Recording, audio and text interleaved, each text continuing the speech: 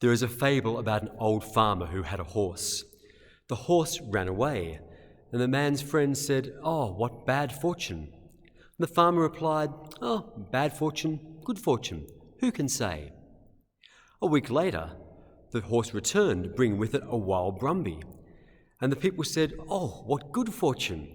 And he said, "Oh, good fortune, bad fortune, who can say?" The farmer's son began to try to tame that wild brumby to work on the farm, but the brumby threw him off and trampled on him and broke his leg badly.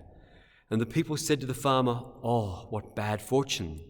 And the farmer said, "Oh, bad fortune, good fortune, who can say?" A week later, the army marched through their town, taking with them and conscripting every able-bodied young man to go and fight in a war. But the farmer's son was left behind because of his injury. And the people said to the farmer, "Ah, what good fortune." Well, whether we look at something, an event, as being good or bad in our lives, might depend on whether we look at that very moment, at that action or that event, or whether we take a longer view, like that farmer in the story, able to see what consequences that action might bring, or indeed whether we look to the impact of that action on other people beyond ourselves. We might think that an event like winning the lottery is good fortune, but in fact surveys of lotto winners show that more than half of all lotto millionaires end up less happy than they were before.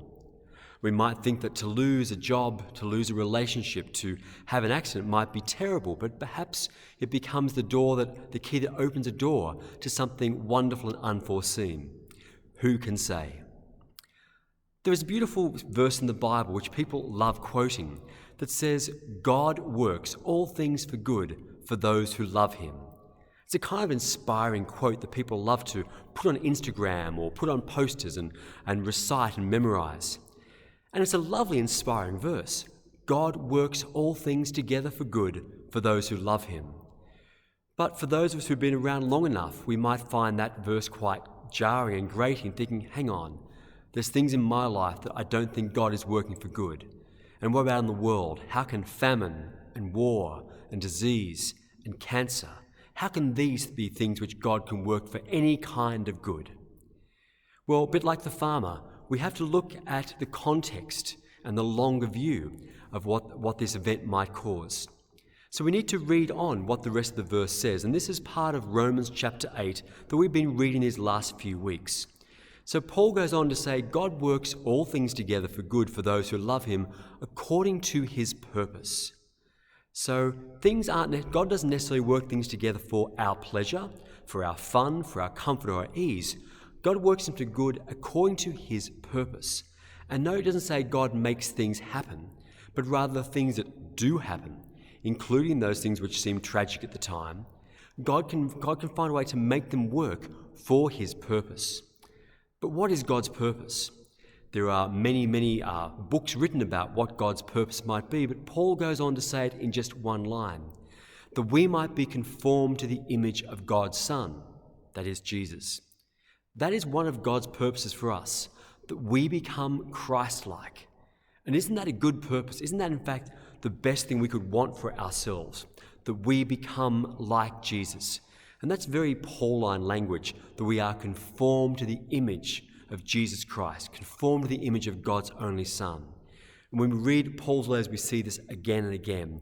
This is one of the things that God has for us. So how can God then use the things that happen to us to make us more and more like Jesus? Well, we can see how many of the good things, many of our good relationships, the good things that happen to us, the love in our life, of course, this helps us to become joyful, positive. It makes us want to reach out in love. And that's very simple to see how God can work these good things together for his purpose of making us more like Christ. What about the hard things? What about the bad things? Well, when I'm in pain or I'm sad, I can learn compassion for others in a way I might never learn if I had never experienced that pain. When I fail, I learn humility. When I'm angry about something, it can make me work for justice. When I sin, it makes me more compassionate or more forgiving to others when I realize that others are not perfect either.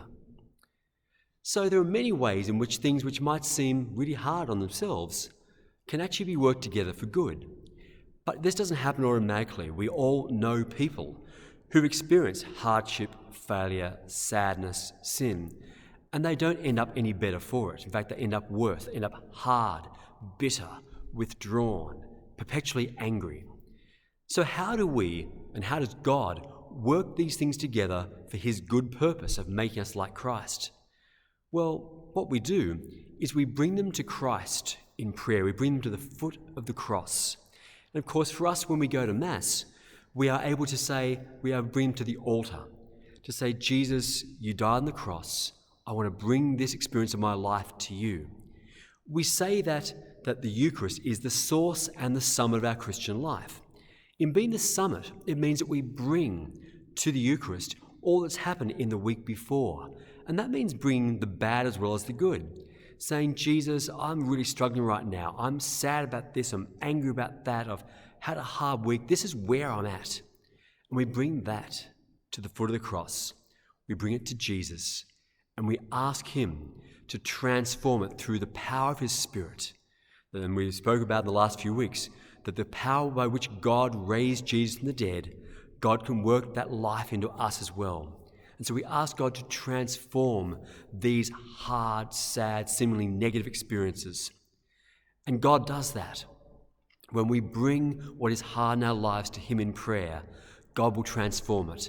But naming it, owning it, being aware that things are not always all right is the first step. Being honest in our relationship with God. So let's do that this week. Let's take note. Let's take stock of what things which we find hard and difficult. And in COVID-19 and the increasing cases we know around us, maybe there's fear, maybe there's worry, maybe there's sufferings related to that, but maybe to other things as well. Let's bring those things to Jesus in prayer. If we're coming to Mass, to the very Eucharist, ask God to transform them by his Spirit so that we might become more like Christ.